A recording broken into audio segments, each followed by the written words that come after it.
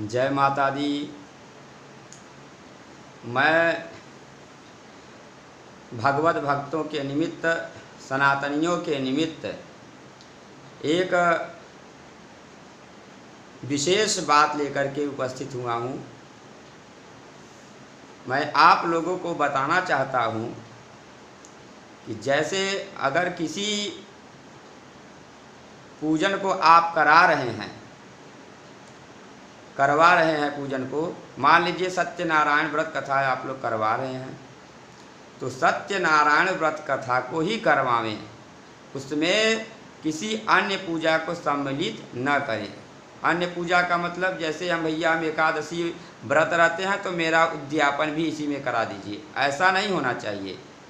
हाँ, एकादशी अगर मुख्य है कि एकादशी का उद्यापन करना है तो एकादशी उद्यापन के निमित्त तदंग भूत करके जो है सत्यनारायण व्रत का संकल्प लिया जा सकता है। अथवा हरिहरार्चन करना है, जैसे भगवान शंकर जी का भी अभिषेक करना है और कथा भी सुनना है, तो दोनों का संकल्प एक साथ में हो सकता है।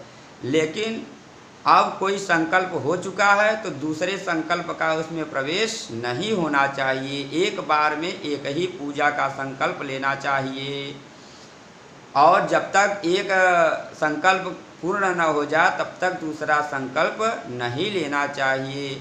और नियम तो विशेष यही है कि जैसे हम एकादशी व्रत रह रहे हैं तो एकादशी का उद्यापन करना है तो केवल एकादशी का उद्यापन करें। एकादशी उद्यापन की जो विधि है उसी विधि से, उसी परंपरा के अनंतर, उस पद्धति के अंतर्गत जो है एकादशी का उद्यापन करें।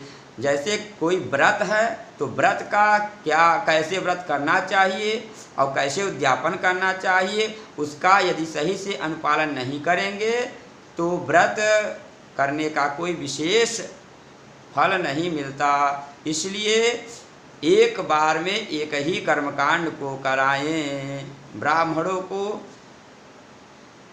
विवश न करे कि हमारा इसी में कर दीजिए, उसमें ब्राह्मणों का कोई अहित नहीं है। जो व्रत करने वाले हैं, पूजन कराने वाले हैं, उनको पूर्णतया लाभ मिलने की संभावना नहीं है।